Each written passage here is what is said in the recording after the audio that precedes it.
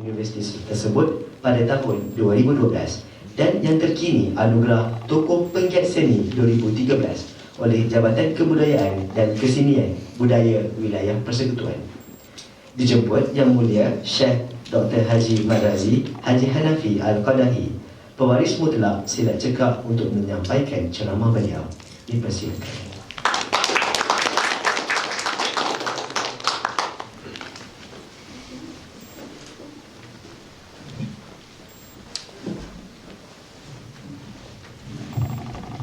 Terima kasih saudara pengurusi majlis, student saya juga ni dulu yang bersama Yasin, jumpa balik jodoh. Bismillahirrahmanirrahim. Alhamdulillahirabbil alamin. Wassalatu wassalamu ala asyrafil anbiya wal mursalin wa ala alihi wa sahbihi ajma'in. Allahumma salli ala Muhammad wa ala ali Muhammad wa barik wa sallim wa bihi nasta'in. Assalamualaikum warahmatullahi ta'ala wabarakatuh. Yang berbahagia Encik Zakaria bin Nasir selaku Timbalan Pesuruhjaya Tinggi Malaysia di United Kingdom, yang saya hormati Al-Fadil Syekh Datuk Dr. Afifi, iaitu Fellow Pusat Islam di Universiti Oxford, Presiden UMNO Saudara Azli, Presiden Silat Cekak Ustaz Hanafi London, tuan-tuan dan perempuan hadirin dan hadirat sekalian. Saya cerita bab budaya silat ni boleh lah, ya. Jadi pertama, alhamdulillah, saya merafakkan syukur kerana Allah Subhanahu Wa Taala, kerana dengan limpah dan kurnianya serta dengan berkat besar kita Muhammad sallallahu alaihi wasallam, saya diberi kesempatan di sini untuk bersama-sama. Maka saya kongsikan sedikit, iaitu ilmu pertama bersangkutan dengan silat, ya, dan juga mungkin sedikit tentang hijrah yang bersangkutan dengan, iaitu hijrah hati, ya, yang mungkin dia akan sentuh secara mendalam oleh Syekh Al-Fadil kita tentang hijrah yang bersangkutan dengan kepada kita sebagai umat Islam ni. Apakah hikmah hijrah itu yang kita dapat miliki dan kita fahami, insya-Allah.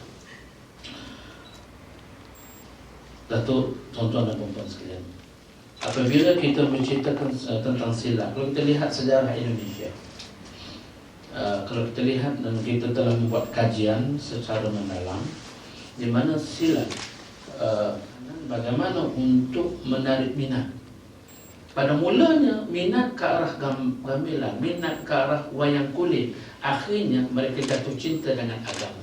Ini satu pendekatan hikmah secara bijaksana sebenarnya ketika itu. Dia mempelajari untuk mempertahankan diri kita, mempertahankan roh, nyawa kita, ya, dan juga bangkit semangat sayang kepada budaya kita. Karena kita sebagai orang lain, semata bulan i'tikad kita kerana Allah. Bila tidak ada kerana Allah, lillahi ta'ala, baru dikatakan ikhlas. Sungguh-sungguh kita nak berubah. Jadi kita harus berubah. Dan saya kepada silat, kadang anak murid saya nak seiring dengan kenak zaman yang sesuai tuntunan kenak sekarang. Anak-anak muda di minat musik, kita selitkan sedikit musik supaya mereka minat dengan warisan kita. Ini kena ada hijrah. Dan biasa seokok satu hari 5 kotak, ubah pelan-pelan, jangan tinggal terus, susah, pelan-pelan. Daripada 5 kotak tinggal 3, 2, 1, sebatang, dan terus tinggal. Jangan beli. Lepas tu akhir pinjam pokok dengan kawan. Pinjam kena ganti balik, ini pinjam, ya, kemutan kena bayar.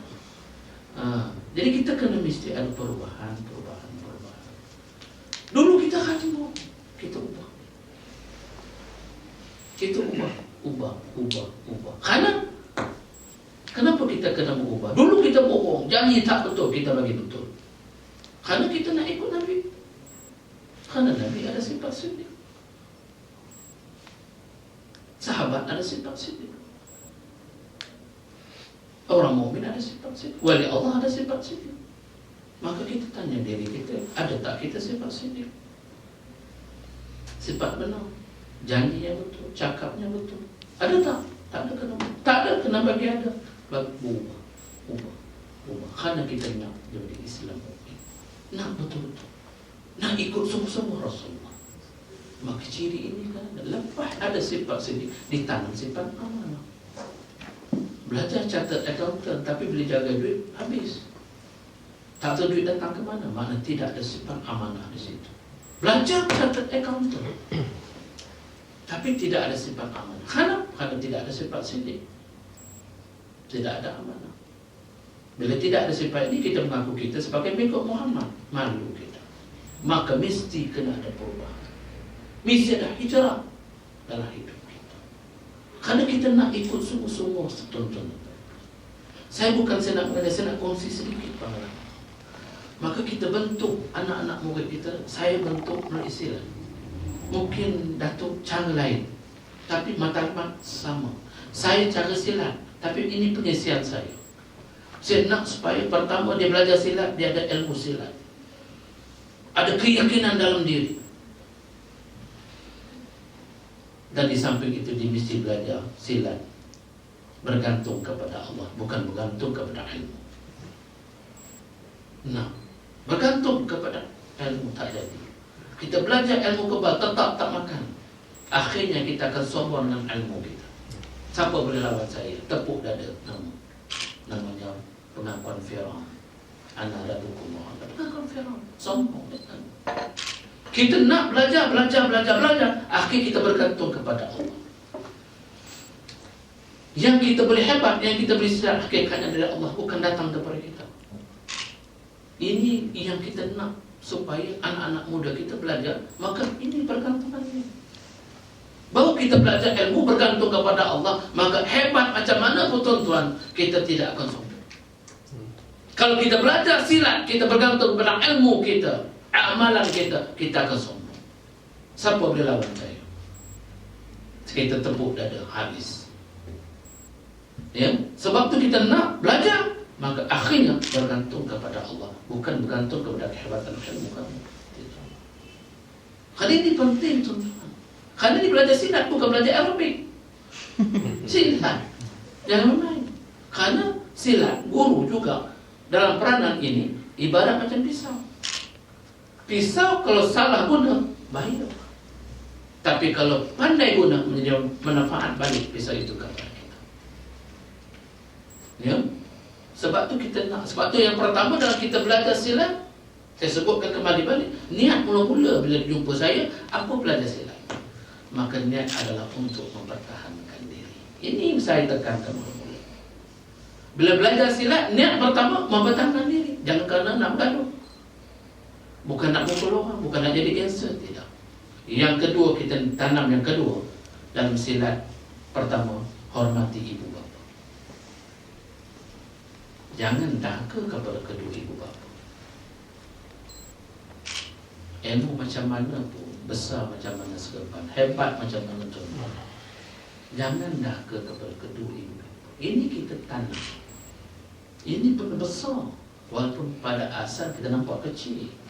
Ini nilai. Karena kelebihan ibu dinamakan karamah, doanya makhluk. Tidak ada hijab, betul kan? Tidak ada hijab. Bapa hikmah. Maka yang ketiga, kita hormati guru. Kerana kita nak dapat ilmu dari guru, kita al-barik keberkatan itu. Jangan sembah tok guru, tak perlu. Sembah mak bapak pun tak perlu. Kita muliakan. Sembah Nabi Muhammad pun tak boleh, tapi muliakan Rasulullah. Boleh. Kerana Rasulullah adalah kekasih Allah. Barang siapa mulia, Rasulullah Allah akan muliakan kita. Ini konsep yang kita nilai, yang kita tanam dalam silat. Inilah tugas kita yang kita nak. Dan kita sebenarnya membantu kerajaan bentuk masyarakat muda kita. Memang kita pergi atas landasan tiket silat. Jadi macam mana atas platform silat kita bentuk anak-anak muda kita supaya mereka tahu apakah tujuan hidup mereka, apa tujuan kita di sini. Karena hijrah ini tuan-tuan akan sentuh secara mendalam dan akhlak kita. Jadi bagi saya hijrah hati qalbi kita, bersihkan hati kita. Karena hati ini kadang-kadang jahat. Tengok orang lebih tak boleh. Orang pakai kita ustaz tak boleh. Kita ini hati. Ya, hati ini jahat. So kita harus hijrah hati kita, qalbi kita, bersihkan hati kita supaya tidak ada sifat-sifat yang tak baik, yang dengki, sifat kanan, ego. Maka kita kena bersih. Maka bersih hati ini contoh dan perempuan bagi saya harus minta ampun kepada Allah, istighfar banyak kepada Allah. Dalam bentuk apa istighfar? Istighfar. Saya biasa beranak astagfirullah innahu kana ghafura dalam surah.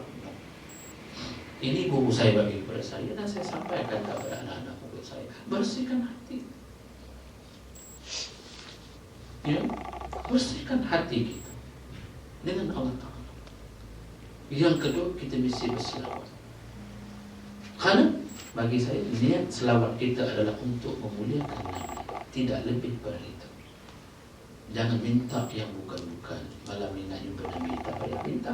Baca selawat. Tujuan aku baca selawat nak muliakan Rasulullah. Cukup. Apa Tuhan nak bagi itu pulang Tuhan? Ini dua benda yang besar.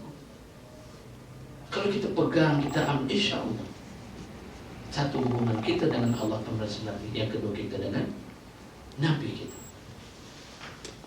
Jangan. Dulu kita kurang kasih, kita kasih lebih sedikit. Setengah orang lebih kasih, tak boleh kata mendewakan Nabi. Tak, bukan mendewakan. Kita nak kasih ke Rasulullah. Tak salah. Bukan kita mendewakan Rasulullah sallallahu alaihi wasallam. Kita nak kasih. Karena Allah Ta'ala tidak ada anak, tak ada menantu. Kalau kita baca dalam surah Al-Qur'an, qul huwallahu ahad, Allahus samad, lam yalid wa lam yulad wa lam yakul lahu. Tak ada.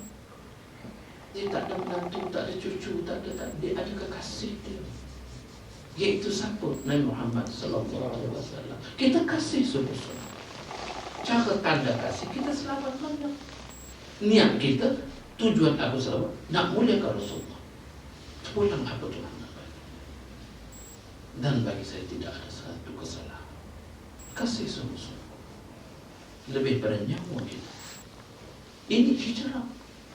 Kalau dulu kita baca satu hari sekali, kita baca 5 kali, kita praktikkan hijrah kita. Satu hari 40 kali. Satu hari 40 kali. Dulu kita istighfar satu hari 7 kali, kita praktikkan 7 kali, 70 kali. Tapi naik sikit. Karena Nabi kita minta ampun 70 kali, tidak ada dosa. Maksum, tidak ada jatuh. Buat kecil, salah besar, dosa besar, dosa kecil, tidak ada. Tapi Nabi tetap minta ampun. Itu memberi contoh kepada kita. Kita penuh dengan dosa, maka wajib kita minta ampun kepada Allah. Kalau Nabi buat dosa, dia kata maqdudun, bukan maksum. Jadi bagi kita, kita perbanyak. Ini benda jalan yang mudah untuk kita dekat dengan Allah dan kita dekat dengan Rasulullah. Maka inilah cara dikatakan hijrah Rasul. Hijrah kita daripada sedikit naik, ubah. Sebab tu kita nak supaya roh hijrah itu kita faham, kita nak buat. Ya, ini pada pandangan saya apa yang saya belajar, sedikit ilmu yang saya dapat. Ya, ini harapan kita semua. Jadi dalam kita hijrah, seterusnya harapan saya kepada saudara-saudari, jangan kita dalam hidup kita ini ada sifat putus asa dalam jiwa. Ya, jangan kita putus asa. Kadang orang mukmin tidak ada sifat putus asa. Ingat, Jangan ada sifat putus asa. Kita belajar, mungkin kita ada gagal, kita boleh kecewa, tapi jangan putus asa. Kita boleh sedih, mak kita meninggal, kita menangis, boleh sedih, tapi jangan putus asa. Ini kerana orang mukmin tak ada putus asa. Rasulullah tidak ada sifat putus asa. Sahabat tidak ada sifat putus asa. Orang mukmin tidak ada sifat putus asa. Ini hijrah. Boleh sedih, boleh kecewa, jangan putus asa. Ini nasihat saya khusus kepada pelajar-pelajar saya. Ya, yang akhir, tuan-tuan, tanam dalam jiwa minda kita. Yang kita tidak berusaha jadi Nabi. Alim macam mana kita hebat, kita tak boleh jadi Nabi. Nabi awal dan akhir, tidak boleh. Tanam dalam minda kita, jiwa kita. Yang kita tak boleh jadi Nabi, semua boleh. Lahum nasibun mimma kasabu ilan. Nabi sebut, usullah kamu sudah upaya hanya yang kamu tak boleh jadi Nabi. Maka kita kena tanam dalam jiwa kita. Jangan kita mudah putus asa.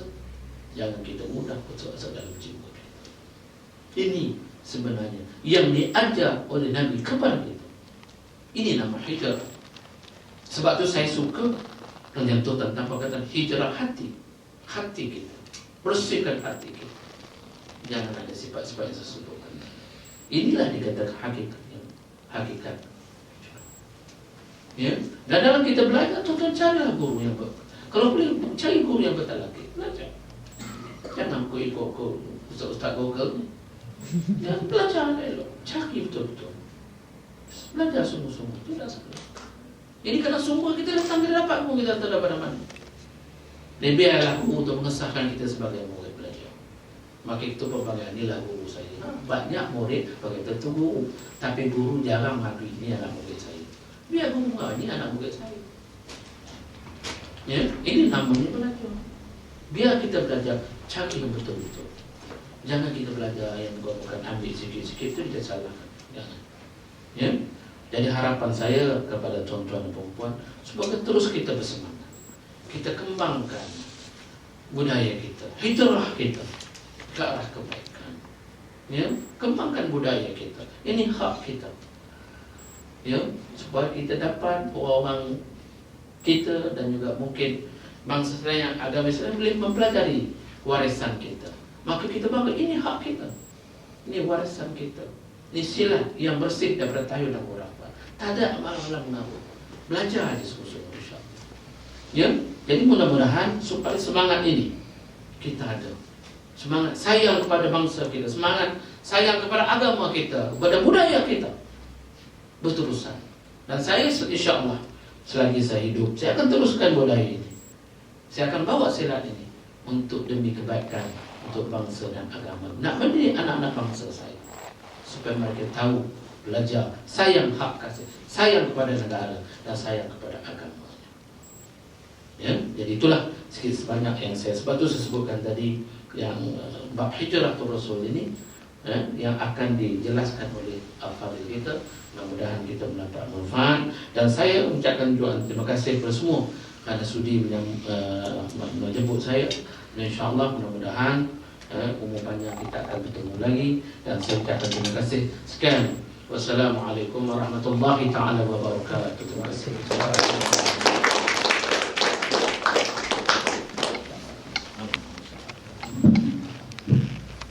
Terima kasih diucapkan kepada Yang Mulia Syekh Dr. Haji Mat Razi Haji Hanafi Al-Qadari atas ceramah beliau.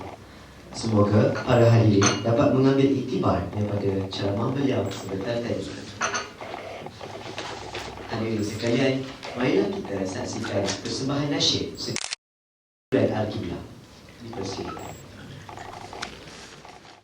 Beliau amat terkenal sebagai rakyat Malaysia dan Nusantara yang pertama dilatih mengajar di University of Oxford.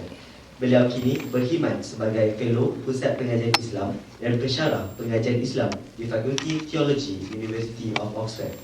Bidang akademik kepakaran beliau ialah teologi dan falsafah Islam, teologi Kristian dan sejarah sains tamadun Islam. Melihat kepada latar belakang akademik, beliau asalnya dibimbing oleh para alim ulama dari Asia Tenggara dan Timur Tengah sebelum memperoleh ijazah Doktor Falsafah daripada University of Oxford. Kepakaran akademik beliau sangat diakui sehingga kan beberapa hasil penulisan beliau diiktiraf di arena antarabangsa, termasuklah beberapa dokumentari BBC seperti Science and Islam yang disiarkan di saluran Astro History baru-baru ini.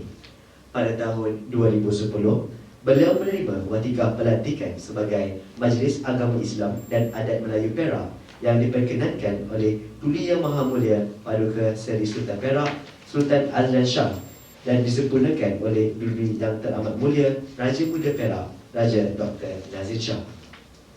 Selain itu, beliau dikurniakan gelaran Orang Kaya-Kaya Imam Paduka Tuan sebagai orang besar 8 Perak dan dilantik sebagai ahli seumur hidup Dewan Negara Perak pada tahun 2012. Sejak tahun 2010, beliau termasuk dalam senarai tahunan 500 orang Islam yang paling berpengaruh di dunia. Dijemput yang dihormati Syekh Datuk Dr. Afifi Al-Aqti, Fellow Pusat Pengajian Islam di University of Oxford, untuk menyampaikan ceramah beliau. Dipersilakan.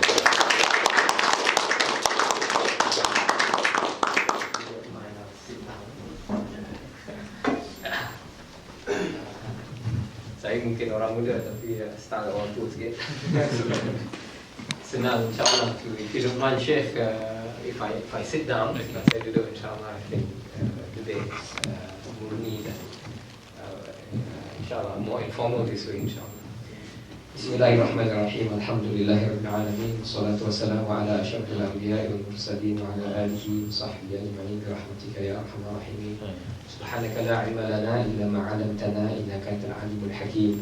Wa la hawla wa la quwwata illa billahil 'aliyyil 'azim. Bi rahmatika ya arhamar rahimin. Bi hadhihi sanati jadidah 1435. We ask Allah Subhanahu wa ta'ala to forgive us our sins. Kita memohon daripada Allah Subhanahu wa ta'ala supaya mengampunkan dosa-dosa kami, terutama sekali dengan dosa-dosa yang kami lakukan pada tahun yang lepas. Dengan bermulanya tahun baru Hijriah ini, kami mohon daripada Allah Subhanahu wa ta'ala supaya kami dikebalkan dan mempunyai ilmu kekebalan supaya kami dapat makam ismah dan kebal daripada amal-amal syaitan yang ada dan yang akan ada dan yang akan datang pada tahun ini, insyaAllah. Amin amin ya Allah bi rahmatika ya arhamar rahimin. Hadrat al-Fadil Sheikh Muhammad Radi, Sheikh and Grand Master of the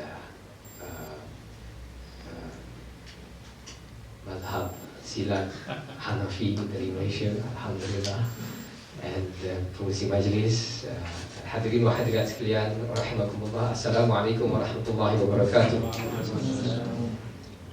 It's a great honor, alhamdulillah, to be here today. And I actually had something on today, but I cancelled just to come, especially this morning, supaya dapat the experience of see the pencak silat, mashallah, of our tradition from the Nusantara especially, and this morning's presentation was real. I thought I'm sure that if I was in the audience tadi dah sakit, dah pulang, and it will probably take about 1 bulan or more than a month for me to recover, inshallah, from that. And the other reason why I accepted this invitation was because for all the years that I have been teaching in Oxford and all the years that I have been here now in the United Kingdom, dalam kuliah-kuliah pengajian saya di masjid-masjid contohnya, orang-orang Islam yang ada di Barat selalu menanyakan saya sebagai seorang Melayu Islam yang ada di sini, wow, Masya Allah, you are Malay, so you have that Islamic martial arts, silat. You must teach us this. And this is one of the things which I must say in my teachings, people actually know about silat. People talk about it. Muslims from other cultures, orang Islam yang Arab, orang Islam yang daripada India atau Pakistan, dan orang Islam yang di sini, terutama sekali orang putih contohnya. So they hear a lot about silat, tapi there is no chance for them to nak mengaji dengan siapa silat. So if I wanted to tell them that okay, you can go to YouTube and then learn something, and then I think I want them, then there is a danger that Paduan without a Jedi master, you will go into the dark side. Absolutely. So I'm very grateful to Allah subhanahu wa ta'ala for this opportunity now to be able to meet, mashallah, Grandmaster, Sheikh of this Silat tradition, so that we hope from now on we could be in touch. So that if there is another request, I will now have the person I can now call, I will make sure, I think you're the branch here through Putra. We will make sure. I think you will get a lot of calls. So because in some of my majlises, the people who attend, champions of Taekwondo, world champions of Taekwondo in the world, British champion, and ex-champion of kickboxing, for example, but they are Muslims. And masuk Islam bukan saja hal masuk Islam saja, tapi masuk Islam dan belajar Islam dari tasawuf lagi. So they know the importance of berguru. But they wish they are masters of jiu-jitsu and taekwondo and kung fu and kickboxing, but they wish they want to learn the Islamic martial arts. So this is the biggest USP, unique selling point, that we have as a Muslim nation. Daripada Nusantara, orang Melayu kita, yang kita ada budaya silat ini, seperti bagaimana Syekh tadi mention, menggunakan adat ini untuk kita naikkan martabat bangsa kita melalui silat. So, Fadilatul Syekh, if I may disagree with you what you said earlier, that you said saya Syekh mengajar silat sebagai gantinya ajaran agama untuk orang lain. I think it's one and the same thing. Pengajaran silat Tuan Syekh ni ialah pengajaran agama Islam itu sendiri. Alhamdulillah. This is absolutely the thing. Because if you ask your friends, your English friends, and those who especially love martial arts, they always, and if they are Muslims, they always know, and they always talk about, wow, this silat, want to cari guru to learn silat. So alhamdulillah, thank you very much for that. This is my first opportunity really to be able to have that contact through Putra and the Sheikh. Alhamdulillah, may Allah subhanahu wa ta'ala insyaAllah protect your tariqah, the tariqah Hanafiyah, or the madhab Hanafi of this silat, and may Allah subhanahu wa ta'ala insyaAllah make the ilmu, pencak ni ilmu silat madhab Hanafi as the ambassador to all of the other Muslims out there. MashaAllah. And this is why, alhamdulillah, that the High Commission has lent its help and its support to support this tradition, because I think through the pencak silat cekap Hanafi, you are well placed to be marketed, inshallah, as far as the Malaysians is concerned. So this is the best way to introduce, another way to introduce Malaysia in a different way as well. And this is ideal, alhamdulillah. Now, since the Fadilatul Sheikh had already given us the ceramah agama earlier, which is, that's what I would say, absolutely. I completely agree with him 100%. So, as an ahli majlis agama Perak, I can assure you that this is absolutely Islamic and nothing un-Islamic about it. So, that pengajaran silat tadi ialah memang pengajaran agama Islam. So, therefore, maybe we will do the bit of reverse here. Since he did pengajaran agama Islam tadi, I am no master of Grandmaster Silat, of course. So maybe I can make some reflection, inshallah, on Silat, especially thinking about the Hijrah. Yeah. Now, our Tok Gurus always teach us that bila kita nak mengaji sesuatu tu, always you must learn from the guru-guru, and this is very true. So I had the occasion. So tadi Adli was there, and of course others who had the chance to hear us in next door when I asked the Sheikh about the meaning of silat.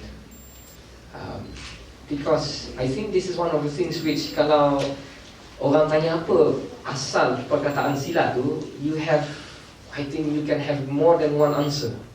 Seperti for example orang tanya apa maksud tasawuf. So every alim, every ulama almost ada his own way or her own way to interpret or to define apa maksud tasawuf.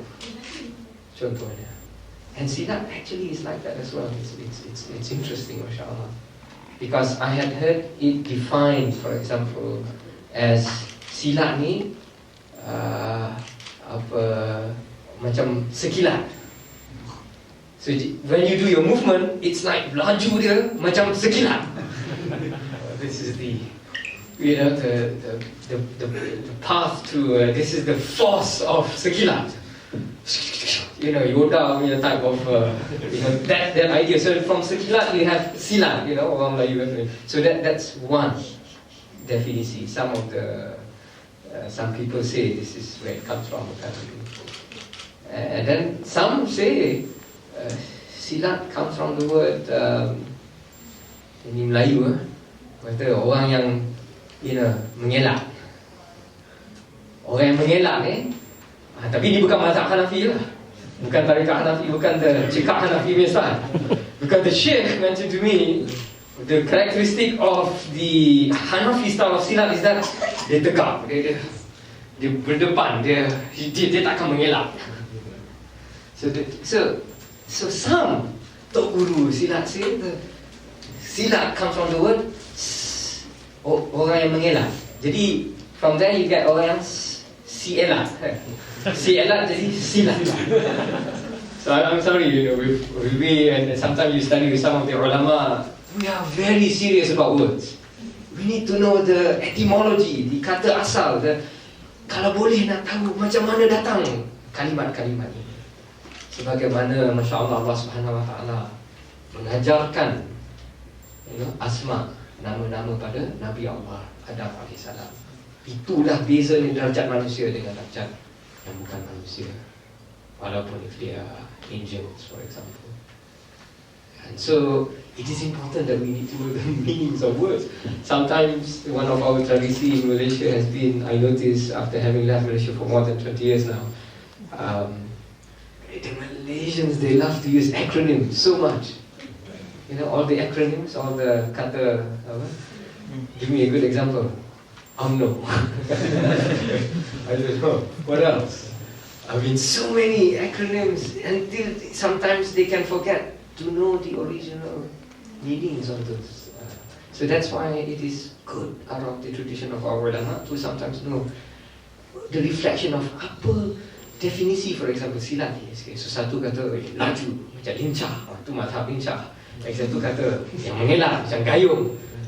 But today I had the honor of hearing from the Grandmaster himself of silat madhab Hanafi, that the maksud silat or the definisi silat is those who use dua tangan dan dua kaki. Masya Allah. Those who use the two hands and the two legs. Because if you use more than that, then it's no longer silat. So I hope I will have more occasions. Luckily you're Kedahan and not Perak.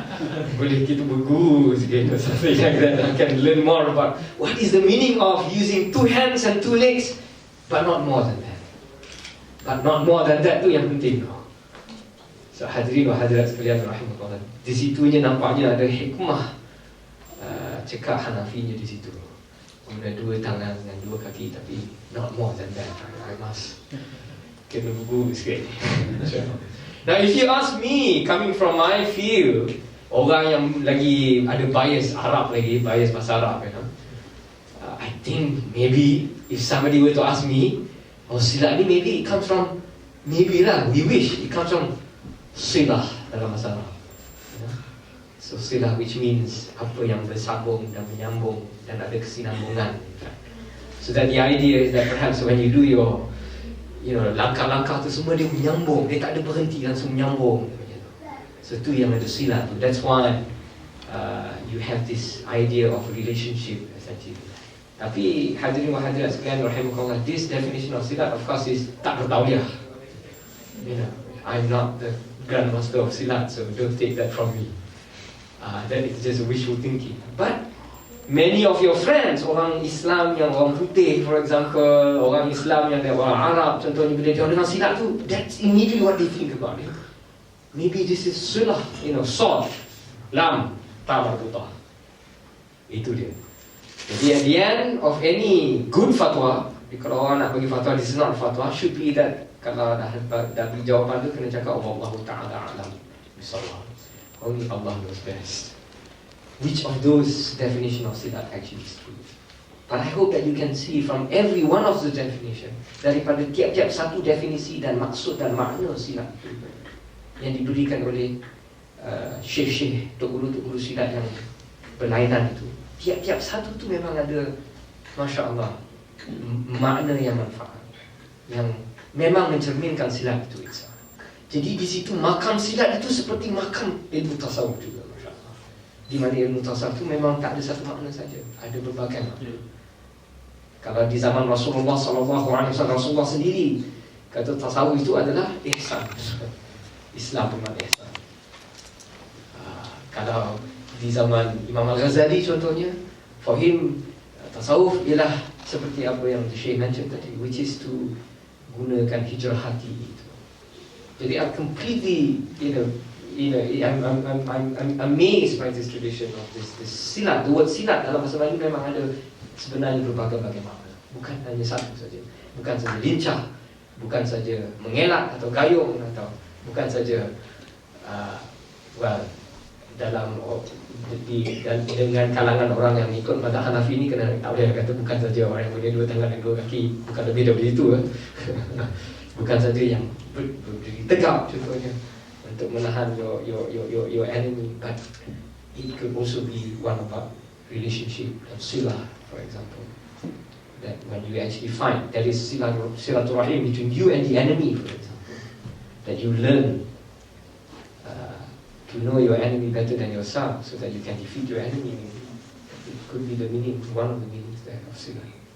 So I'm amazed, insyaAllah, alhamdulillah, that this is one of the few perkataan bahasa Melayu di mana memang perkataan tu itself is mystic. Actually, it's mystical, and it requires people to demystify the meaning of silah. And the only way you can demystify the meaning of this is to have the guru, to learn, to have the guru, so that you understand, you learn dengan sanubari hati kita maksud sebenar, insyaAllah, alhamdulillah, from that. So I think finish off by those reflections, that this pencak silat, for example, is a perfect form, especially for our community, those who are Malays, yang datang daripada Nusantara, orang Melayu Islam dari Nusantara, where we can use this as a means untuk kita berdakwah untuk orang yang bukan Islam, number one. Sebab orang yang bukan Islam yang tahu bahasa silat ni, can you imagine, ke Oxford University orang kata silat, oh you're from Malaysia, you know silat. I wish I can teach you, but and these are non-Muslims yang cakap bahasa silat ni. And I'm sure, had we more teachers who can teach, they would end up becoming Muslims. So melalui silat ni orang boleh masuk Islam. I'm very sure.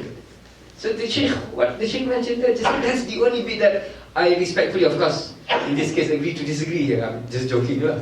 Silat tu sebenarnya memang seperti mengajar agama juga. There is no difference. That is why he is actually right when he said that the way Islam was introduced in the Nusantara was through culture and through adat, through silat, through music, gamelan, orchestra, and through wayang kulit. This is, in fact, the madhab of Imam Al-Ghazali actually. This is the way Imam Al-Ghazali, the great Muslim ulama, theologian, Hujjatul Islam Imam Al-Ghazali yang meninggal wafat pada tahun 1111 Masihi. 1111, such an easy date to remember. Easy number, 1111 tahun Masihi dia meninggal. His style of teaching agama Islam is to use whatever is available in the popular culture. So his style of teaching Islam is to make sure that he understands Star Wars, so that he can actually talk to his murid using the language of Star Wars if his murids are fans of Star Wars, for example. And so this is basically the uniqueness of our nation from the Nusantara, that we learned to spread our Islam through wisdom, through hikmah.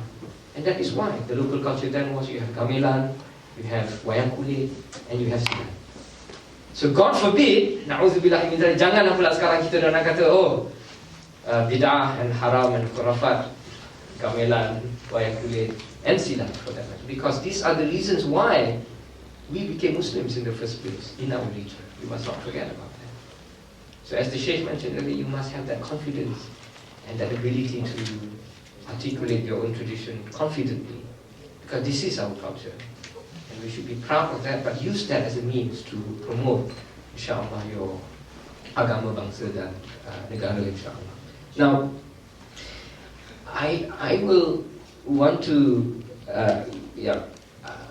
finish now with wanting to give you a homework, basically, if you go home. I know there will be Q&A after this with the Sheikh as well. We can go into that. But since this is meant to be a hijrah talk, okay, and since the Sheikh has given already the ceramah agama earlier, I'm only giving the ceramah on silat, just to show the two are the same. I want to at least give you a homework vis-a-vis Islamic studies in this case. Now, I'd like all of you to go home with this homework. With this, if you're in Oxford University, if you're an undergraduate, you will have to do a tutorial with me.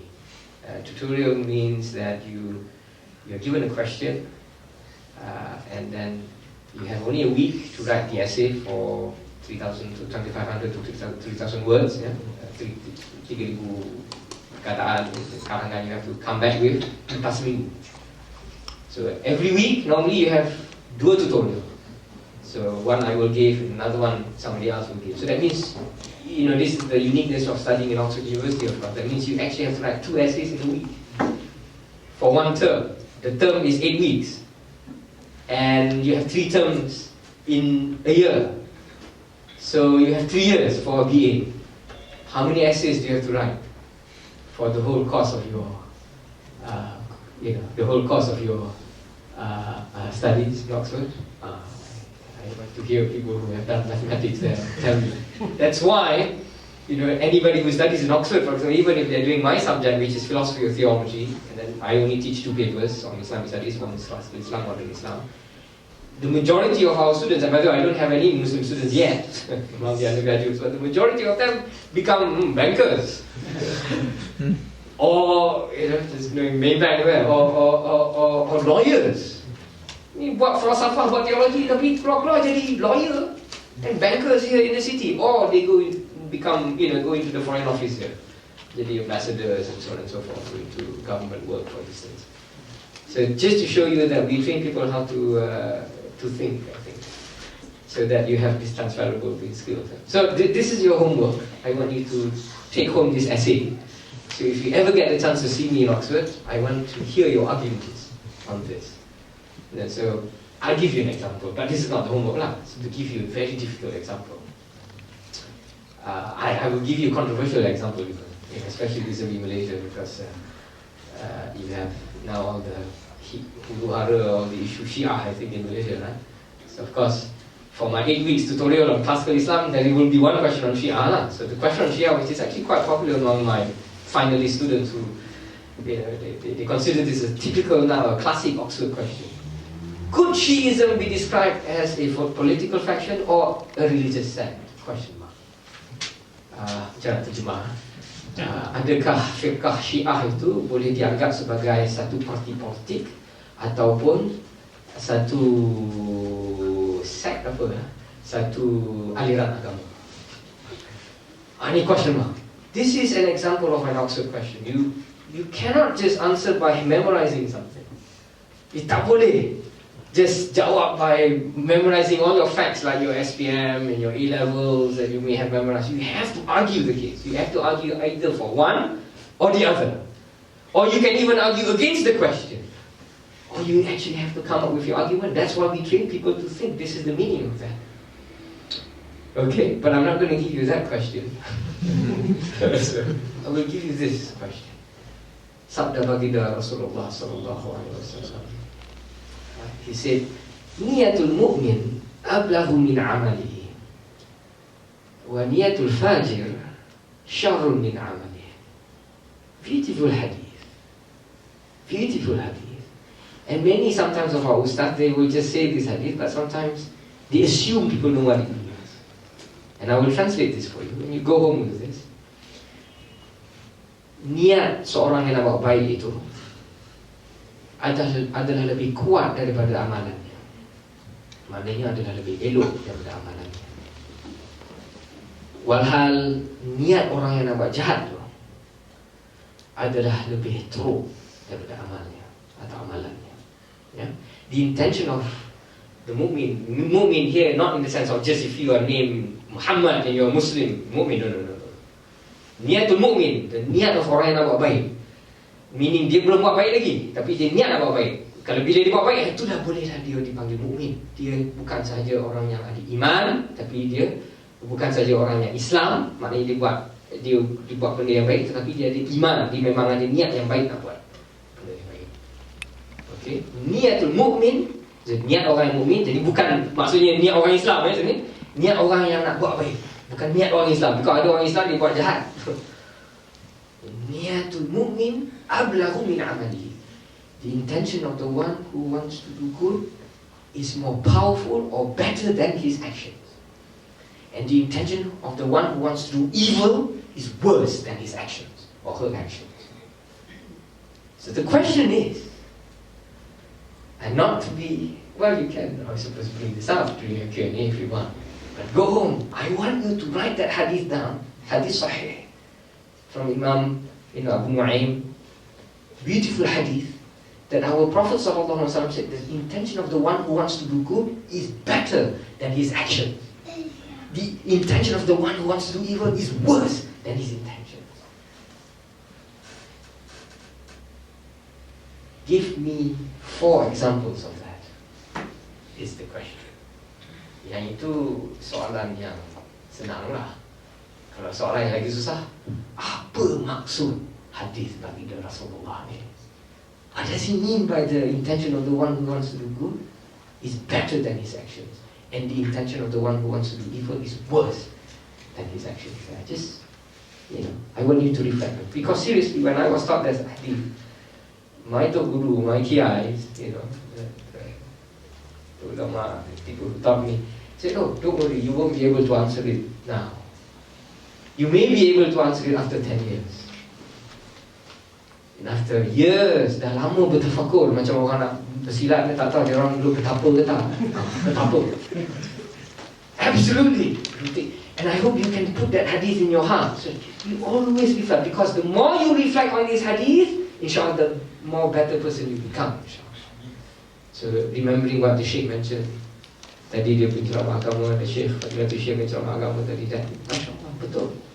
I agree with 2 things absolutely that he said. The 2 points that he mentioned in his lecture is, one is that, you tak boleh nak bergantung pada ilmu, kena bergantung kepada Allah. This is what silat teaches. Wow, that is Islam. Agree completely that ilmu is only a means for you to reach God. Absolutely that. And that's why, since ilmu is only means to reach God, by the way, some ulama they say pencak itu adalah seperti ilmu, silat itu adalah seperti amalannya. Therefore, you cannot have pencak. You cannot have pencak. No. If you have pencak without the silat, if you have pencak without the silat, then it means nothing. It's useless. It's purposeless. And then if you have orang ada ilmu tapi tak ada amal, for example, think about that. Orang yang ada ilmu tapi tak ada amal, useless, gila. Al-ilmu bila amal junun, kata Imam Ghazali. Al-amal bila ilm la yakun. Dan amal tanpa ilmu tak boleh exist. It cannot exist. It's a non sequitur. It cannot. It's a no starter, basically. And that's, I thought, the relationship of pencak and silat there. Pencak silat, I was thinking about there. And this is why this lecture is more about silat rather than agama, inshallah. But as you can see, they're both one and the same. thing. So I agree, as the Sheikh mentioned today, so that you want to talk about hijrah hati, absolutely. So think about this. This is my contribution today because of what you said. The hijrah for us, bila kita baca hadis-hadis baginda Rasulullah SAW dan baca ayat Quran, apa maksud dia bila all these hadis and all the Quran verses talking about you need to do the hijrah with the Prophet. We can't do the hijrah with the Prophet anymore, SAW, because we cannot physically move with the Prophet. So the only way for you to do your so-called migration is to reform yourself, to have your hijrah hati. That's the only way. And that's why I wanted to share with you that hadith. Niyatul mu'min ablahu min amalihi wa niyatul fajir syarrun min amalihi. The intention of the one who wants to do good is stronger or better than his action. The intention of the one who wants to do evil is worse than his or her action. So that's your homework. Hadirin wa hadirat sekalian rahimakumullah. Come up to Oxford, and you don't have to come up with a 3,000 word essay. But give me your arguments. Tell me, what do you think is the meaning of that hadith? This is one of the few examples of you boleh belajar hadis ini bukan belajar sendiri ni. Ni tok guru dok kata, balik, fikir bertakwa sikit, come back, tell me what it means. Because no matter what you bertafakur dengan hadis ni, insya-Allah you will be on the right. Provided that you bertafakur betul. Ni bertafakur dengan seorang ni betapa ni. Tapi you need a guru yang validate lah you got the right answer or not. Jadi bukan dijumpa dalam punya soalan. Memang ada manfaat behind it, insyaAllah. So I think I will end, insyaAllah, with this. I understand that I think there is a Q&A session now. So I will invite the Sheikh to come up forward as well, so that I think he will have to answer most of the questions. Because, although I gave the Silat punya speech, he gave the Islam punya speech, he has to answer more on the... Yang Mulia Tuan Syekh, Dr. Afifi. Ya, Assalamualaikum warahmatullahi wabarakatuh. Saya Putra, saya ingin bertanyakan soalan pada Yang Mulia Dr. Syekh Haji Maradiyah dan Nafi. Kalau boleh, Syekh tadi ada mention about pertahankan diri. Kalau boleh, Tuan Syekh boleh jelaskan sedikit kepentingan pertahankan diri, apa dia punya, dan kaitannya dengan Islam. Terima kasih, Syekh. Terima kasih. Malu nak jawab. Grandmaster. Terima kasih saudara Putra yang saya hormati, Doktor. Sebenarnya kalau kita lihat dalam Quran dia tak sebut silat. Doktor cari tak jumpa. Tak akan ada yang disebut wa'in lahum mastata'tum min quwwah. Itu ada. Ya? Maka dia suruh kita membuat persediaan, persiapan kita, yang mana kita termampu. Sebab tu bagi saya, bila orang tanya saya silat untuk jaga diri, saya kata ya. Maka kalau tanya saya lebih mendalam, silat wajib. Saya kata ya. Tapi saya kata ya dengan arti kata wajib ni skupnya besar. Kita pakai jam, contoh kita pakai jam, maka kita tengok kenapa kita pakai jam. Saya pun pakai jam, semua kebanyakan pakai jam. Untuk apa kita pakai jam? Kita dah tengok waktu. Waktu ada dua, satu wajib, yang kedua waktu sunat. Waktu wajib, kena faham lah apa tu wajib, apa tu sunat. Jadi kita kena, jangan kita sempitkan dalam pemikiran kita. Kita kena buka, luaskan pemikiran kita. Kita kebanyakan bila kita belajar, kita cuba sempitkan. Sebab tu bagi saya dalam Islam ni dia kena buka. So belajar. Jadi untuk jaga diri kita. Kerana tuan-tuan, nyawa kita Tuhan tak akan bagi dua kali. Sekali saja. Kita nampak pun naik turun. Ada naik, ada turun. Tak ada naik saja, yang tu mati. Faham? Tuhan jadikan juga sepasang. Ada laut, ada pasang dan ada surut. Ada siang dan ada malam. Jadi kita belajar silat, makna pertama kita jaga diri kita. Ya, kita jaga sama ada kita siang ataupun kita malam. Ya, jadi kalau dalam konsep belajar bagi saya dalam agama kita belajar. Maka memang dia tak sebut sihat, tapi dia kita suruh kita belajar buat persiapan kita. Mana kita mampu. Tuhan bagi 2 tangan kepada kita. Macam mana penumbuk datang kita nak tepis. Dan ada juga saudara saya tanya, macam mana nak tepis dulu? Saya kata tepis tangan dulu. Baru tepis dulu. Okay. Kita berurusan SRP nak jadi manager bank tak boleh. Kena sesuai dengan urusan kita. Okay. So kita belajar betul tak? Dan kita belajar 2 tangan 2 kaki. Saya sebut tadi, guna fikiran yang sehat. Jangan kita belajar ilmu, belajar bukan supaya hilang akal kita. Bila hilang akal, macam mana kita boleh buat? So kita belajar macam biasa. Akhir baru saya bagi satu doa. Maka kita berserah kepada Allah. Kita doa. Akhir doa makhluk ibadah, doa. Kita minta kepada Allah. Minta Allah Ta'ala selamatkan kita. Itulah konsep dikatakan Ahlussunnah wal Jamaah. Ini pegangan kita. Jangan kita tu tak belajar, tawakal aja. Salah tu. Ya, belajar, usaha. Kita tanam pokok, ini usaha kita. Buah baja, buah air, itu hak kita, usaha kita. Tak boleh pokok tu cepat naik buah, itu hak Allah. So kita kena tahu hak Allah di mana, hak kita di mana.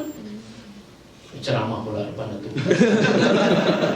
Pasal itu sebelah dia semangat. Aura tu dia main. Jadi sebenarnya kadang kita tak faham. Kita tak payah belajar, tawakal aja. Saya nak bagi tahu tawakal itu Allah. Berserah kepada Allah. Kita usaha belajar. Akhirnya kita berserah. Kita pergi ke laut. Kita naik satu kapal besar, Titanic contoh. Dia nak pergi Liverpool ni, tempat kapal Titanic. Kalau kita naik kapal besar, kapal itu tenggelam. Sekarang kita pakai sampan kecil. Ni saya nak cerita tawakal. Kapal kecil pecah. Kita pakai pelampung. Pelampung pecah. Pakai dayung patah. Tak ada pada la haula wala quwwata illa billah.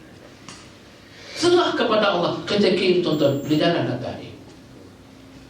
Itu dia katakan konsep besar. Usaha dulu baru besar. Ya, ikhlas dan ihsan. Saya setuju tadi.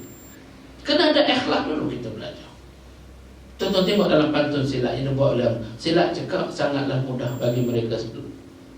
Silat cakap sangatlah mudah bagi mereka yang dapat hidayah. Dia cerita. Ikhlas pun dia cerita di situ. Sifat ikhlas kena belajar. Sebab tu saya sebut tadi, niat belajar untuk jaga diri. Bila ada ikhlas, maka ada sifat ihsan. Dia kena ibadah pun dia kena bagi. Ya, jadi sebab tu kita kena faham, kita belajar. Yang kedua, kita kena cari silat yang betul-betul. Sebab tu saya minta kadang-kadang ulama-ulama di Malaysia yang betul, yang alim agama ini kena kaji silat yang mana yang sesuai. Ini kita belajar. Keluarkan satu, inilah awak nak belajar, orang Islam belajar yang ni. Yang ni tidak ada tahlil dan khurafat. Tak ada puja-puja jin, tak ada jin. Ya, kita nak bergantung kepada Allah, bukan benda-benda kita tak. Jadi ini konsep kita belajar. Yang kedua, saya nak jelaskan konsep kebatinan. Ini orang selalu salah faham. Bila sebut zahir, mesti ada batin. Maaf, zahir dan batin. Sebut siang, malam, pasang, subuh. Kebatinan dalam siang, semua tetap tak makan kacau, makan mikrofon, makan. Dan betul, ini banyak betul. Saya kadang-kadang pelik bila kita sebut bila makan kaca ni. Ini bukan manusia, betul. Bukan manusia. Makan rumput lembu, makan jin, makan tulang jin, makan kaca nak panggil apa? Pun orang belajar kerana dia melihat kharatul a'la, benda pelik, benda luar biasa. Kita kebatinan bagaimana kita nak membersihkan hati kita, nak dekat dengan Allah. Allah Ta'ala akan kurnia benda kerana tak tahu jadi tahu. Ini sebenarnya kebatinan, membersihkan hati kita. Bukan makna kita tetap tak makan kaca, makan mikrofon, makan pinggan. Memang tak boleh buat kawan. Bagi rumah makan pinggan macam makan.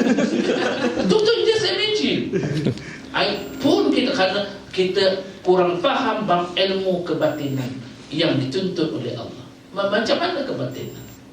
Jadi orang kita Melayu, kebatinan tetap tak makan kaca dan sebagainya. Inilah kebatilan. Itu bukan kebatilan, kebatilan. Bukan kebatilan, kebatilan. Ya, itu magic. Karena sihir dia mesti ada partner sihir. Sihir mana rahsia? Sihir ilmu itu. So kita nak pasti kita belajar betul-betul. Ya kena tengok, belajar nak tengok tu buku. Kena tahu. Handsome tak handsome tu buku, kena tengok. Nak belajar dia main-main. Ya. Jadi mudah-mudahan kita kena jelas benda itu. Macam mana sebenarnya dituntut oleh agama, ilmu kita nak belajar, ataupun kita lebih mendalam bab konsep ilmu yang sesuai dengan kehendak agama. Ya, saya tak nak ilmu yang agama, tuan-tuan. Besok nak mati susah. Nak mati kena buka bumbung, jangan main-main. Kalau 2 ekor mati kat situ nak bumbung macam mana? Ini pun nak. Sebab tu yang kedua, tuan-tuan tengok. Senang bila belajar ilmu, nak mati kena buang. Belajar silap. Ataupun ilmu apa ni, nak mati dia kena buang. Mana ilmu ni bagi saya tidak sampai ke akhirat. Ilmu yang sampai ke akhirat, bila dia nak mati, dia perlu semua bawa sekali. Hanya ditinggali kepada yang akan mewaris. Kalau ilmu tak sampai ke akhirat, nak mati kena buang. Itu ilmu tidak sampai ke akhirat. Yang kedua, nak pergi haji. Nak kena pergi haji, beramal ilmu, mesti tinggal satu benda di pokok kabu. Kalau ilmu tu betul, bawa dia pergi haji. Kenapa nak tinggal? Nah, ini kita kena hati-hati. Ya, sebab tu ini salah satu benda matlamat silat kita senang begitu. Kita nak menentang segala tahlil dan khurafat yang setengah ada dalam silat, tapi tak semua. Ya, boleh putra? Boleh. Okey. Ini pandangan saya. Contohnya apa? Ini pandangan saya. Ya, kita konsep dia ini yang kita ajar kepada penuntut kita. Okey. Terima kasih. Jangan saya seorangnya.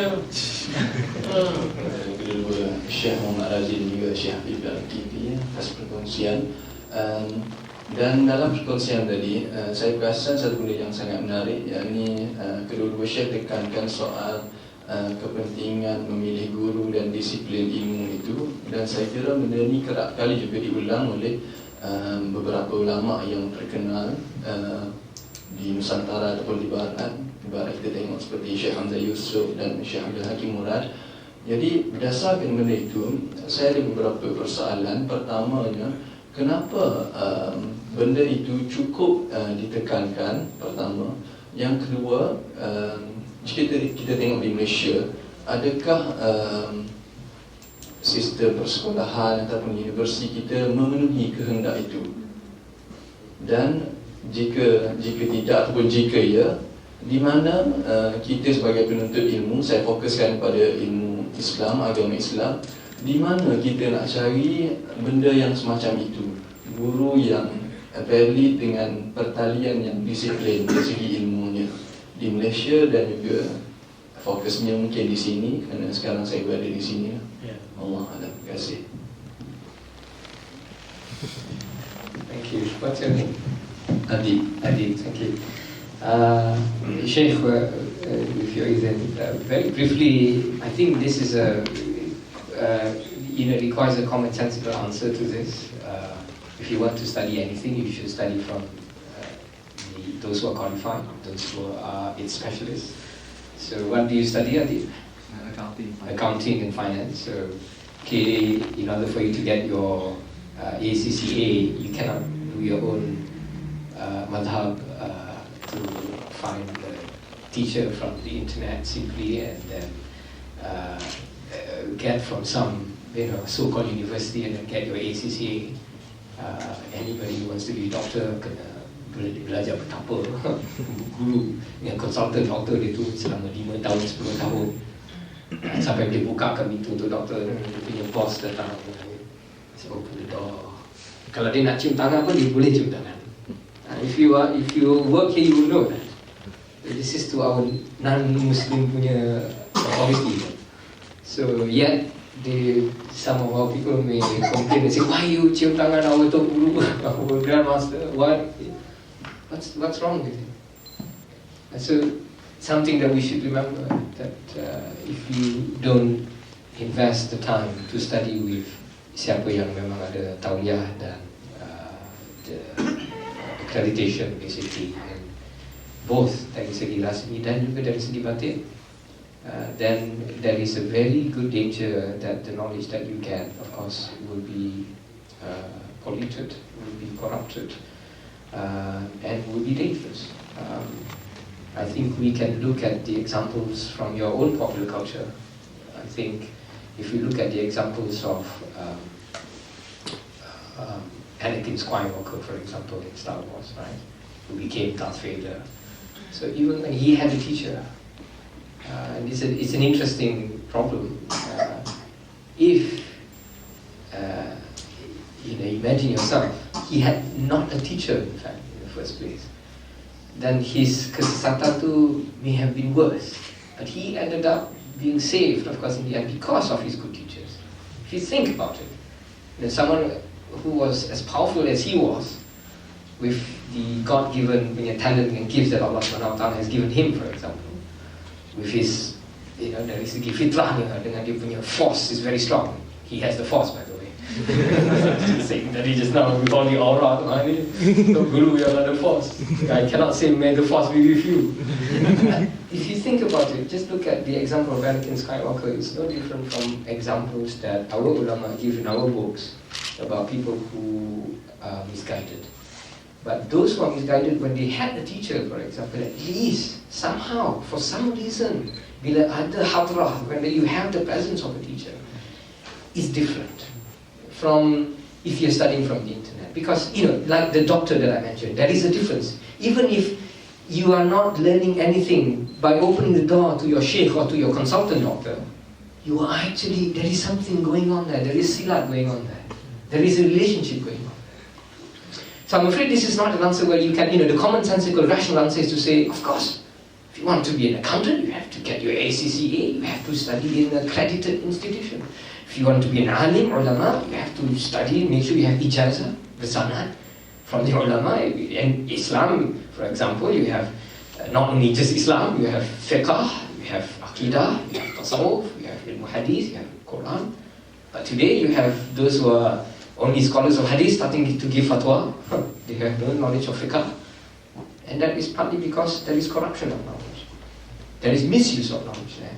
Can you imagine it? If I'm just a general scientist, I can start giving answers even when I do not have the fit and capability, not having a PhD in chemistry, for example, that, but actually they are wrong in this and that. When in fact, that person that does not have a degree in chemistry gives that answer. So that's the rational answer. وَمَا مِنَّا إِلَّا لَهُ مَقَامٌ مَعْلُومٌ. This is what Allah subhanahu wa ta'ala says in the Quran. Every one of us has its appointed place. And therefore, we must make sure that when we nak mengaji any ilmu, including silat, any ilmu, secular or religious, you have to study from the masters. If not the masters, those who are qualified to teach those subjects. That's the rational answer. But the irrational answer is, you can't answer that except to show the example of Anakin Skywalker. Had he not studied with Obi-Wan Kenobi, I don't think in the end he would have saved Luke Skywalker in the end. Had he not studied with Obi-Wan Kenobi.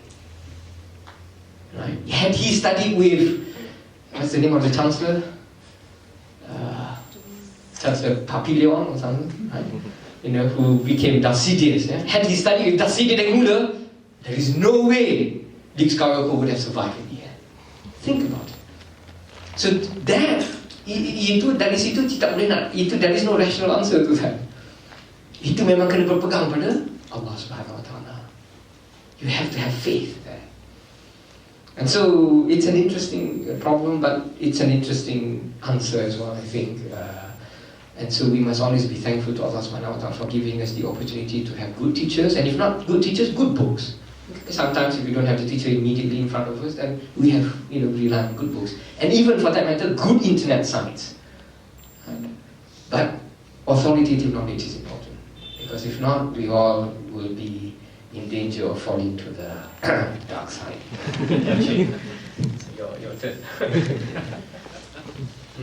Kalau tu Datuk Raja cantik.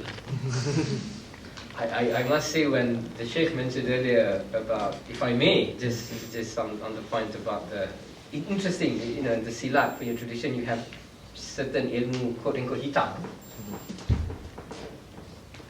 I'm reminded of even in our own tradition, and it seems that the madhab Hanafi punya silat, pencak silat, cekak Hanafi, is what I would consider to be sober silat. Sober silat. And that means there exists out there drunken silats from your tradition, possibly. Because, and that's the nature of knowledge as well. That you have, for example, even in Islam, Imam Al-Ghazali was a very famous ulama who belonged to the sober tradition. So he, was someone who was, very particular to make sure that, okay, the Sharia must be right, in order for his tasawwuf to be right, for example. But his own brother, Imam Ahmad Al-Ghazali, Sheikh Ahmad Al-Ghazali, was the one yang ilmu dia, we consider him more like the drunken master in tasawwuf, in Sufism. Whereas Imam Al-Ghazali is the sober master. So so the Cekak Hanafi is important because this is the tradition that could actually bring people who do not understand all this funny business in. But there are also other traditions, I'm sure, out there, and the Shaykh is not necessarily saying that the drunken tradition is wrong, but then it can also be misunderstood there, if I got you right. That means that's why the importance of using the, as the Shaykh mentioned, kena ada both, Zahir dan Batin. So ilmu Batin, most of our people want to go for the shortcuts. This is, by the way, my lecture now, and this is, that earlier was the religious answer, this is the Silat answer. Our people have the psychology and mentality always wanting to have shortcuts, and I think whatever they want to do, whether it is Islam, they always want to go for the esoteric side first, the Batin side first, the drunken side first, without completing their Zahir, without completing their sober qualifications first. And our tradition, in the Islamic tradition, teaches that we have both, Zahir and Batin, as the Silat tradition clearly indicates. In the tradition of Silat, wow, ada Zahir dan Batin juga. But in order for you to be correct, you have to have both. That's when you have, inshallah, tawassud. That's when you become, you join the two traditions. So those who only go for the Batin side, the danger of that, as Imam Malik warns us, is you will, those who study Batin at the expense of apa yang Zahir will be in danger of becoming a heretic. In other words, will be in danger of becoming a hippie silat punya practitioner. Dia tak pernah nak masuk dia punya ilmu dia punya, I don't know, for some reason dia tak pernah masuk Islam, tapi dia nak duduk just dalam zikir saja. So that's what happened. But on the other hand, those who only concentrate with their Zahir at the expense of their Batin will be in danger of becoming lawyer bohong. Right? They're only concerned about, dia punya pencak saja, bukan dia punya silat. So you need to have both pencak dengan silat. That you need to have ilmu dengan amal together. You have to have both the Zahir and Batin together. So that is the beautiful thing about Islam, and this is why silat is no different. Look at what the Shaykh mentioned. Silat, I was, amazed to hear the Shaykh mention in his speech earlier. Silat is actually about respecting our parents. It is about forgiveness. Ni nak lawan orang, nak forgive. That's why it's silat. That's why I thought silat must be to do with relationships, silaturahim. You know your enemy well enough, you'll be able to defeat your enemy. But this is what Islam teaches us. Birrul walidain and maghfirah, mashallah. So I hope in future you must not apologize yourself too much. This is not other than Islam. This is Islam. هذا عمل يعني من الإسلام. This is, كله. Please, Sheikh. Saya kalau dalam silat, pertama dalam silat kita nak belajar, mesti datang daripada silsilah yang benar. Sama dengan Islam? Ya, salah silah atau dengan sanad. Ya, karena kita belajar, kita dapat. Karena kita nak menuntut ilmu. Ya, mesti kena salah silah, sanad yang betul. Kalau tidak, kita tak dapat ilmu.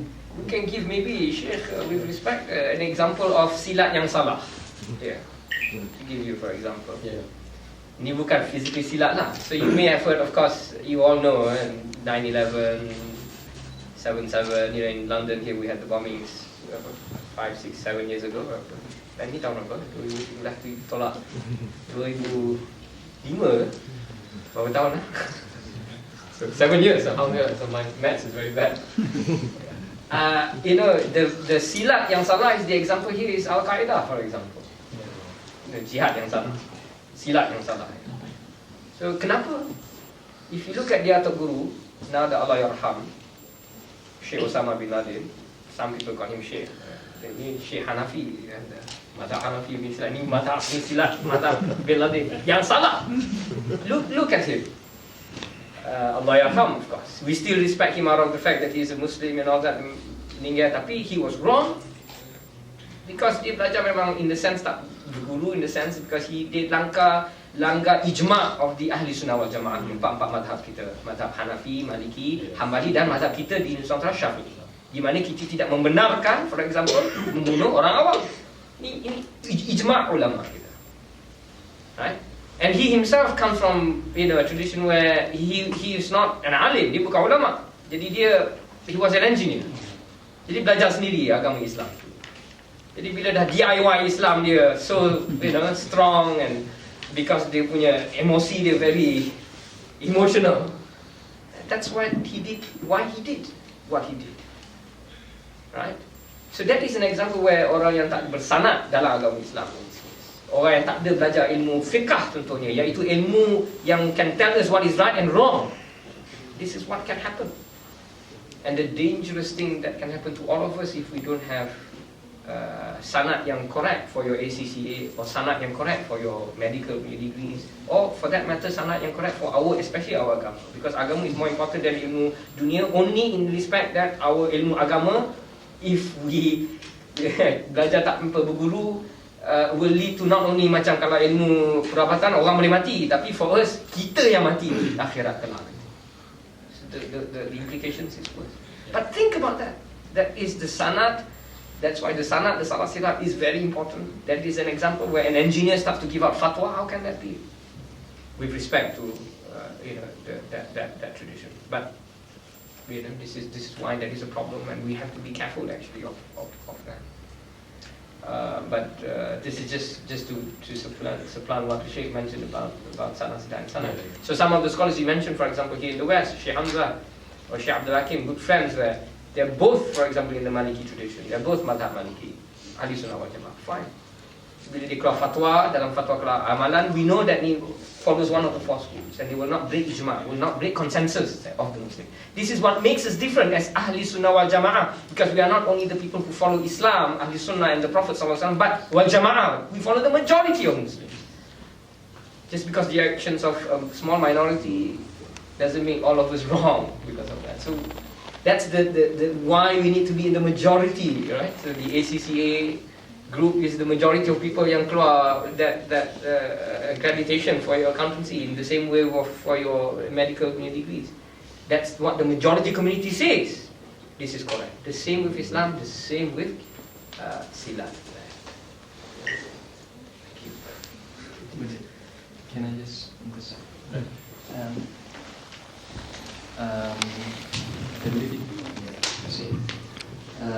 bila Syekh mention tentang sanad semua itu kan,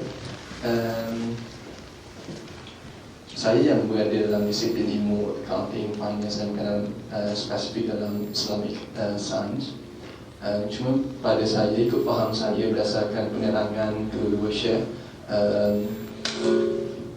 ilmu soal asas dalam Islam, terus sekali akidahnya, ibadahnya bagaimana, itu pun perlu memenuhi syarat-syarat tadi, yang mana bersanad dan berguru dengan baik. Jadi mungkin kedua Syekh clarify soal kenapa itu, cuma bagaimana kita nak penuhi soal itu, tidak kira di Malaysia ataupun kita di sini. Dan jika saya dengar nada kedua Syekh kita ini lebih dekat kepada mereka-mereka yang belajar di pondok, belajar di disiplin classical Islamic education. Jadi adakah pengajian itu memenuhi penerangan yang kedua-dua syekh tadi hanya di pondok-pondok ataupun pada sistem pengajian klasik Islam. Yang erti kata belajar di sekolah, universiti itu kurang memenuhi ataupun tidak memenuhi penerangan yang diberi tadi. Jadi kalau kita nak betul-betul firm dengan fundamental Islamic science kita yang basic, kita kena masuk kepada sistem itu. Ya. Terima kasih. Yeah, if I may, just a very quick answer that yes, I should have answered your question, which I didn't accept by implicitly so doing, is to say, of course, if you want to study agama, the right places to go is Al-Azhar, the madrasah. These are the places where you will get, Master Yoda is the example of the, ilmu tinggi, drunken master. Obi-Wan Kenobi, probably at the universities right now. The beza je Yoda and Obi-Wan is like that. So in other words, you can have both. Why should you not just have both? So that bila dah habis mengaji dekat universiti, kalau betul nak belajar agama lebih lagi, go to Al-Azhar, go to the pondok-pondok and to sit with the guru ulama. Yes. For me, of course, their knowledge is much higher there, but it doesn't mean, of course, at the same time that the more limited knowledge of those in the universities, for example, should be disregarded. You need both. And I can say that because I have the experience of both traditions there. I can see the advantages. The disadvantage of the pondok-pondok and the pesantren is, I must say, is at least generally is the sense that they are not critical, for example, when it comes to some of the texts that they read. Whereas in the university, they teach you to be critical. So you do need to combine both. So for example, in our schools in Malaysia, when I had my, of course, schooling in Malaysia, in my sekolah rendah, for example, I remember KBSR, right? So bila kita belajar agama Islam, good, kita belajar ada fardu ain, mazhab Syafi'i, ibadat, tasawuf, akidah, tapi they don't teach, and that's a good starting point, but they don't teach the history of it. They don't teach why are we Shafi'is. They don't teach the context of this. So when we travel overseas, sometimes that's when we actually learn more about Islam. Good, that's why you should travel overseas. But alangkah baiknya that we think more to improve the system. Absolutely, rather than, unlike some Muslim countries, they don't even have fardu ain. Ilmu fardu ain tak ada. That's why dia orang tak faham pentingnya kena ada one of the four madhabs. Only few other Muslim countries have this, and this is the problem why in some Arabic countries, for example, because they don't have this, they orang Islam dia jadi macam DIY macam ni, everybody jadi authority. You cannot have it that way, right? So yeah, I hope I've answered your question this time. So please add. Terima kasih saudara bertanya. Adib. Okay. Kalau sebagaimana dijelaskan oleh Datuk tadi, pada sistem secara pondok dan sebagainya itu kira secara sistematik, ya. Tetapi bagi saya, kalau nak belajar, tak kira cari yang guru yang betul-betul, yang guru yang mursyid lagi sidik, ya? Yang boleh dijumpai, walaupun di universiti. Walaupun di universiti cari. Jadi mana kita bertalaki secara. Sebab tu kalau kita tengok dalam Quran, kenapa Allah Ta'ala turun Quran mesti kena ada Nabi Muhammad sallallahu alaihi wasallam. Makna Quran itu turun oleh lidah Muhammad, tapi dijelaskan oleh Nabi kita. Itu pun je Quran, tak ada Quran. Kena ada. Kalau nak jelas, kalau kita sendiri, kita tak faham. Ya? Jadi kita kena ada benda-benda itu. Jadi bagi saya, dalam silat pun sama. Kita belajar, dia mesti begitu. Dulu pengasalnya, ayahanda saya. Bila dia meninggal, saya sambung. Akan datang pula, saya tak ada ni, saya akan beri kepada mungkin anak saya ataupun orang lain yang layak mewarisi dia ilmu ini, maka dia yang akan memimpin. Sebab tu dalam silat dia, guru dia seorang je. Bila dia meninggal, sebelum meninggal, oleh yang akan ganti. Jadi bagi saya, keseluruhan kita belajar di mana juga sesedaya pergi, tak ada di universiti atau di mana, cari guru yang sifatnya mursyid lagi sidik. Guru ni dia boleh pimpin jiwa kita, ya, dia boleh pimpin kita punya dalaman untuk sampai ke hadapan Allah Subhanahu Wa Taala. Sungguh-sungguh. Itulah sebenarnya sifat yang perlu yang kita jadi. Ini pandangan saya. Okey, Dik? Terima kasih. Ya, Tuan. Tanya juga? Tak.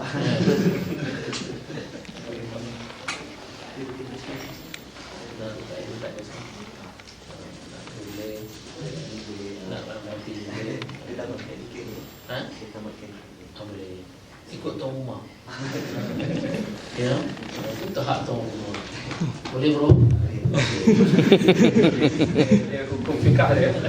Hukum fiqah dia, kalau you pergi rumah orang, walaupun you mufti, the head of the well, the head of religion in our country is the sultan, of course. Yeah. So the highest religious officer of a state, even if the mufti goes to your house, Ceramah Sheikh, like our Sheikh from Perak, Tan Sri Harusani, for example, or Sheikh Badruddin, Samhatu Sheikh from Kedah, even if he goes to your home and he is the highest religious officer in the state, he, according to the Sharia, has to ask if he is in your home, your permission if he wants to give the adhan. Ini sunat dalam mazhab Syafi'i especially dia. Maknanya you kena tanya tuan rumah nak lead the prayer tu, you have to ask Rabbul Bait. Rabbul Bait diterjemahkan bahasa Melayu Tuhan rumah. Tapi Tuhan kita orang Melayu kan, boleh maksud tersilat ke situ, metaphorical lah. Tak payah nak, tak payah nak sensitif sangat. Yeah, exactly. Bos rumah tu, exactly. That is what Islam teaches. Amazing. Even the highest religious officer has to ask the permission of the tuan rumah in order to lead the prayer or to give an azan. So even if he's the imam besar of that negeri, or even if he's the muadzin besar of that negeri, subhanallah. I mean, so wa ma minna illa lahu maqamun ma'lum. Allah Subhanahu wa ta'ala berfirman, every one of us has his or her appointed place. So be content with our Lord. Even the muftis have a limit and rights for these sort of things. It's just. So maybe we will end, inshallah, by asking Allah Subhanahu wa Taala, asking this dua, so that kita punya majlis lebih diberkati, dan supaya our Tuan Sheikh will be able to, when he leaves, inshallah, Tuesday, be fly home safely. But I'm very proud now as a Malay myself here, based in the West, to be able to now definitively, Sheikh, because when people come up to me and say, Silat is the Islamic martial arts, Silat is Islamic martial arts, now I will be able to tell them that, yes, Silat is not only the Islamic martial arts, but it is a spiritual, the most spiritual martial art. Because when you learn Silat, you actually learn Islam. It's no different there. So I think we need to have more of the putras here of London. You need to convert a lot of people. InsyaAllah. Mini convert a lot of people masuk dalam Silat lah. Alhamdulillah. But indirectly they become Muslims there. InsyaAllah. And I now know where to redirect all the referrals, all the patients to, inshallah. So let's end with a dua, asking Allah Subhanahu wa Taala, inshallah, to bless the Sheikh. Bismillahirrahmanirrahim. Alhamdulillahi Rabbil Alamin. Ya Allah, birahmatika ya arhamar rahimin. Wa nas'aluka Allahumma ilmal khaifin birahmatika ya arhamar rahimin. Barik lahum lana fi syahril muharram. Ya Allah al-mubarak. Ya Allah, birahmatika ya arhamar rahimin. وعده اللهم علينا سنين بعد سنين على ما تحب الله برحمتك يا لا سيما للشيخ محمد راضي بن المرحوم شيخ حنفي الوادع بطريقة حنفية بpencak silat di Nusantara. Ya Allah, birahmatika ya arhamar rahimin. Kita mohon pada Allah supaya diampuni dosa-dosa kami. Ya Allah, birahmatika ya arhamar rahimin. Ampunilah dosa-dosa kami, ya Allah, terutama sekali dosa-dosa ibu kami dan bapa-bapa kami, dan juga seperti Tuan Syekh tadi mengajarkan kami dosa-dosa guru-guru kami, kerana guru-guru kami adalah ibu bapa kami di akhirat kelak. Ya Allah, birahmatika ya arhamar rahimin.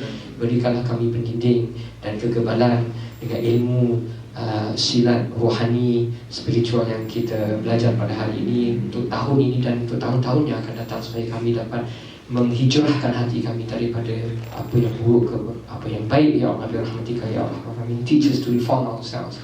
Teach us, Ya Allah, the true meaning of hijrah, so that we will truly be able to make hijrah with the Prophet sallallahu alaihi wasallam, For the beloved Prophet ﷺ said, Ya Allah, Man kana hijratuhu ila Allahi wa rasulihi fa hijratuhu ila Allahi wa rasulihi. Those who obey Allah and His Messenger, and meaning by making hijrah with Allah and His Messenger, then they will receive their hijrah with Allah and His Messenger. That our hijrah, so that we learn that the meaning of our hijrah in these lives today, when we're no longer physically with the Prophet ﷺ, is to make hijrah of our niyyah, as the Shaykh mentioned, so that we learn whether it is through our tradition of silat, whether it is through our tradition of Islam, whether it is through our ilmu agama atau ilmu mempertahankan diri supaya kita dapat mendekatkan diri dengan Allah Subhanahu wa taala. Allahumma ighfir lana warhamna wa walidina wa ikhwanana wa ahbabana wa liman habbana fika wa liman ahsana ilayna wa liman kana lahu haqqun alayna wa li muallimina wa li mashayikhina wa li jami'il muslimina wal muslimat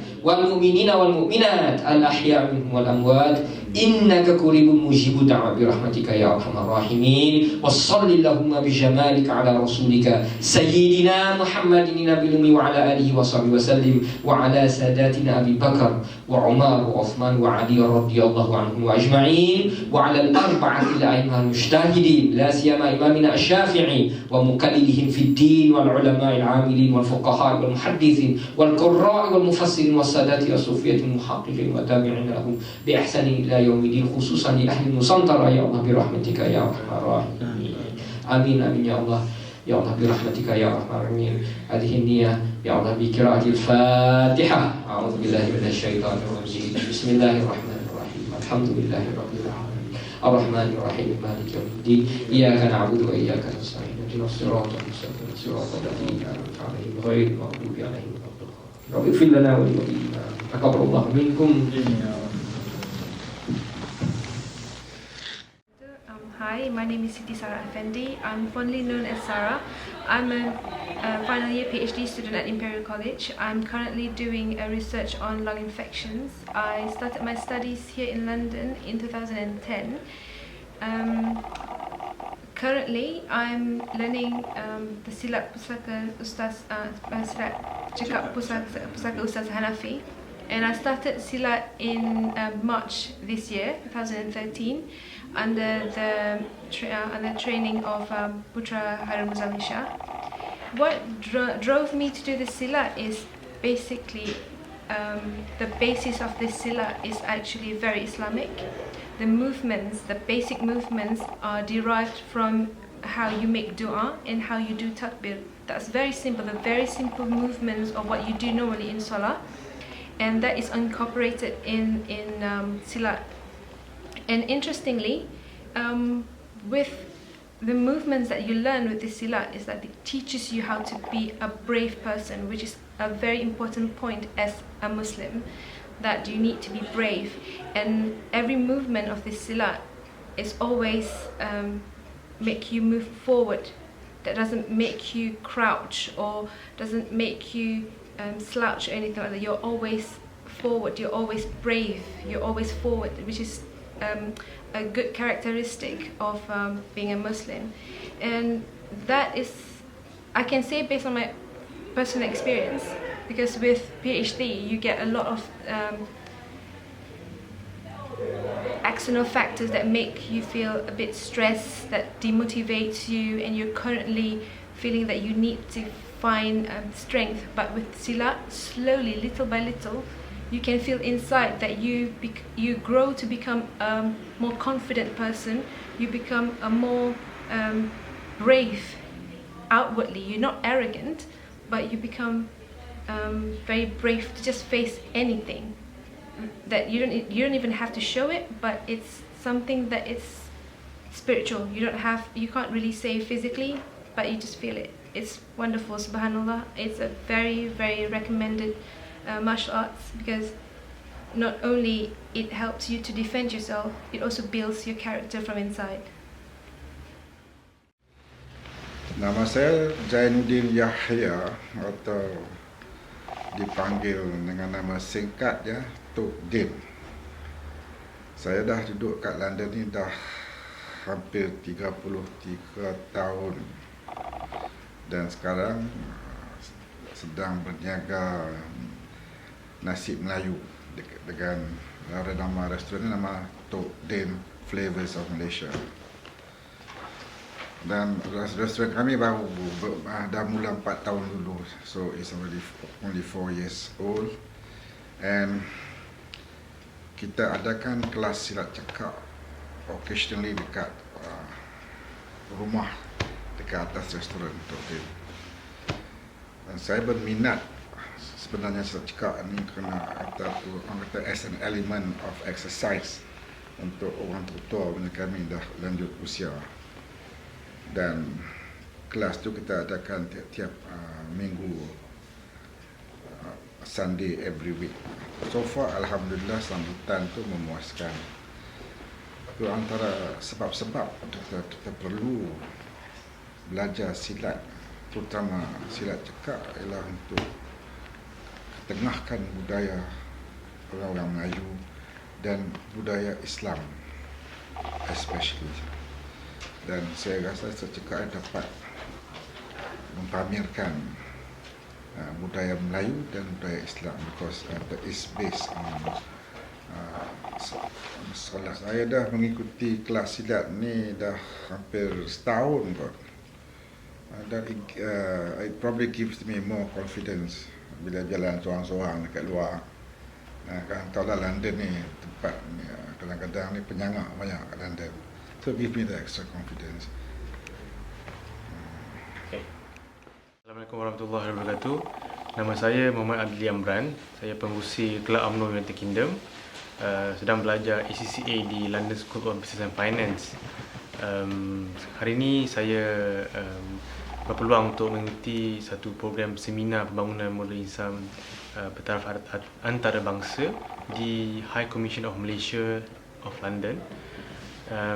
Dan pada pandangan saya, program pada hari ini sangat-sangat bermanfaat dan pelbagai input yang baru yang memberi kesan yang mendalam. Antaranya Syekh Dr. Razzi, iaitu guru ataupun guru utama bagi silat cekak Hanafi, ada mengatakan, ada menyentuh berkenaan silat itu sendiri, di mana silat ini merupakan satu wadah ataupun satu medium untuk kita mempertahankan diri, di mana kita juga akan memperoleh pelbagai manfaat.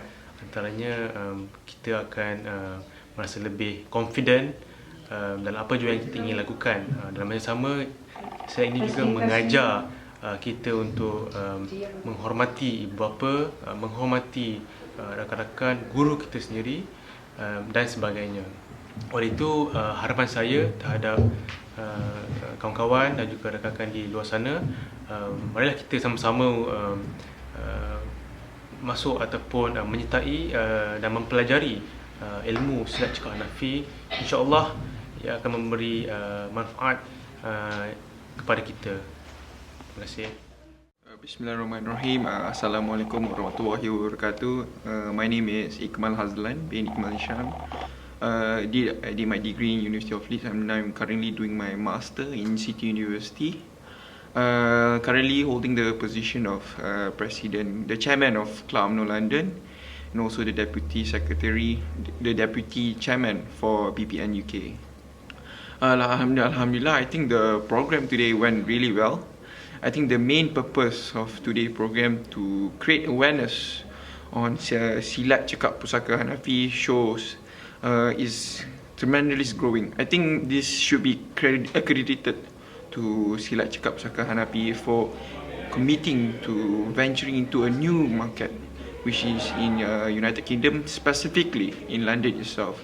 So alhamdulillah, the event today really create an impact, especially students who are residing in London, and not just London but outside of London, in Manchester, Leeds, Liverpool and everywhere else. So London has a main starting point to create the awareness for silat cekak Hanafi. So